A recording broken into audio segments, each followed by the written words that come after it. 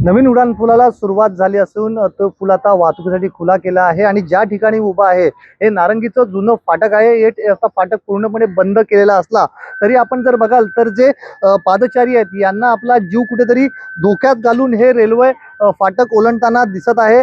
जर आपण या समोरच्या दिशेला बघाल तर बऱ्याचशा मेल असतील, लहानू लोक असतील या या रुलावर ये जा करत असतात। मात्र जे लोक आहेत, जी पदचारी आहेत त्यांना कुठेतरी जो रेल्वे जो रूल आहे ओलांडताना कुठेतरी नाहक त्रास सहन करावा लागतोय। प्रशासनाने कुठेतरी योग्य त्या योजना आखल्या पाहिजे होत्या, योग्य त्या सुविधा केल्या होत्या, कुठेतरी ओव्हरब्रिज जेणेकरून प्रवासी त्या रस्त्याच्या पलीकडे म्हणजे फाटकाच्या पलीकडे जाते अशी कुठलीतरी उपाययोजना केल्या पाहिजे होत्या। मात्र या ठिकाणी अशी कुठलीच उपाययोजना करण्यात आली नाही। जो समोर आपण जो पाहताय तो समोर नारंगी जे बंद झाल्यापासून जो नवीन उडानपूल आहे तो उडानपूल आहे।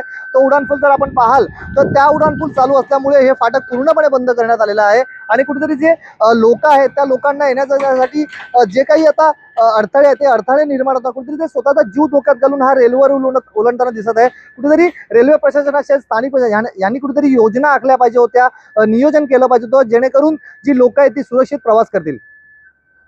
नवराष्ट्रकरिता निलेश महाडिक, विरार। मी लक्ष्मी शिंगाडे इथंच राहते, फाटकाच्या बाजूला हिरवा अपार्टमेंटमध्ये।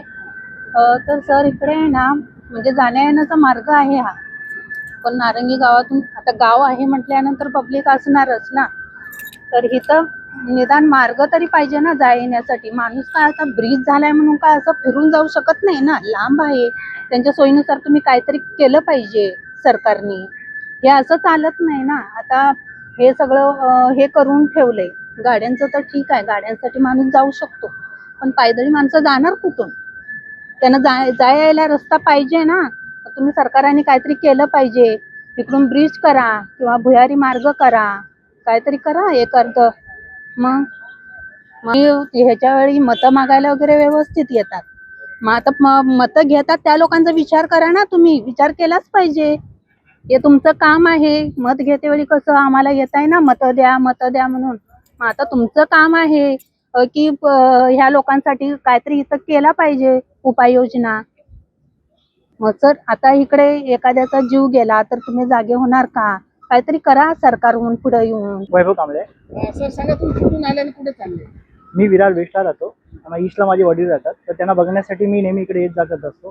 पण जेव्हापासून हे काम झालंय तेव्हापासून मला अडचण होते की जाण्यासाठी इथे ट्रेनचा इश्यू आहे की ट्रेन जाताना मग आम्हाला इथे इश्यू होतो आणि ते उकळून पण ठेवलंय। तर जाण्या येण्यासाठी जर का इथून भुयारी मार्ग वगैरे केला तर लोकांना जाण्यासाठी सोपं जाईल आणि लोकांचे जीव वाचतील, जेणेकरून इकडे जाताना ऍक्सिडेंट होऊ शकतं, पाय अडकू शकतो आणि ट्रेन पण येतात।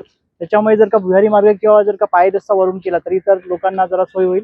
तर याचं शासनाने याच्याकडे लक्ष दिलं पाहिजे आणि याचा वरती लवकरात लवकर विचार करून भुयारी मार्गासाठी प्रयत्न केला पाहिजे।